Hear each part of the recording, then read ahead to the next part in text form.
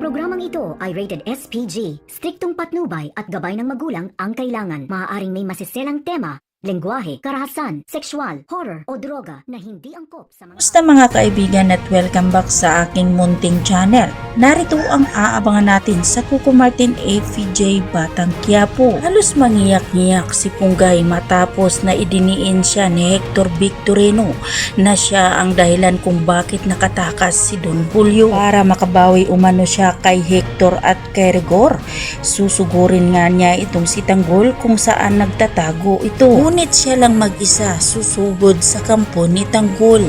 Huhulihin umano niya si Don Julio at ibalik sa kulungan.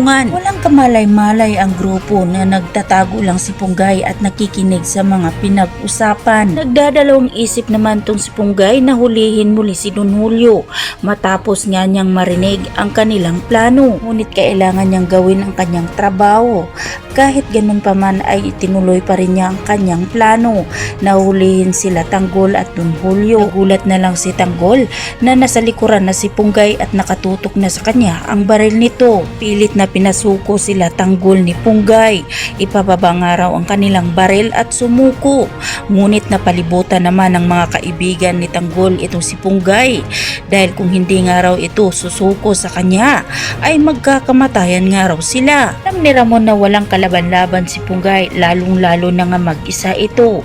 Kaya naman tinawanan na lang ni Ramon itong si Punggay. Kabilang banda habang wala si Rigor sa kanilang bahay, tinulungan naman si Marites sa kanyang mga kapitbahay. Pinagtulungan nila na sirain ang nakandado na kapatong-patong sa pintuan ni Rigor. Natakot si Marites baka madamay ang kanyang kapitbahay sa galit ni Rigor sa kanya. Ngunit walang pakialam ang mga kapitbahay nito para matulungan lang si Marites.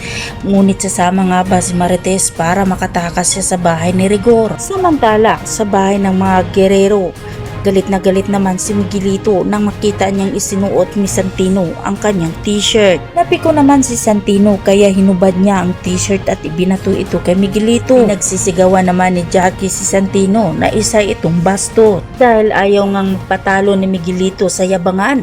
Kaya una niyang sinuntok si Santino. Akala ni Miguelito ay hindi lalaban si Santino.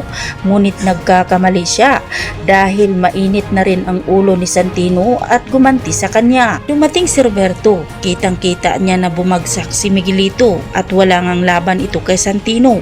Kaya pinagtulungan nila ni Jackie na hawakan si Santino at pinabugbog ito kay Miguelito. Kahit anong sigaw ni Erica na awatin nga sila si Santino at Miguelito.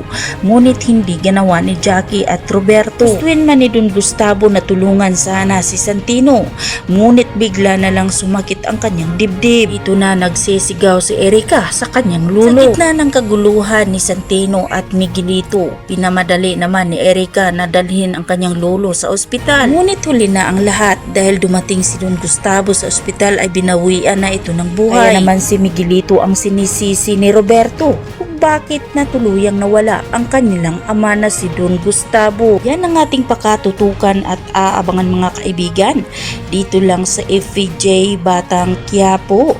At wag po sana ninyong kalimutan na i-like, i-share at mahingi na rin ng isang subscribe. Maraming salamat.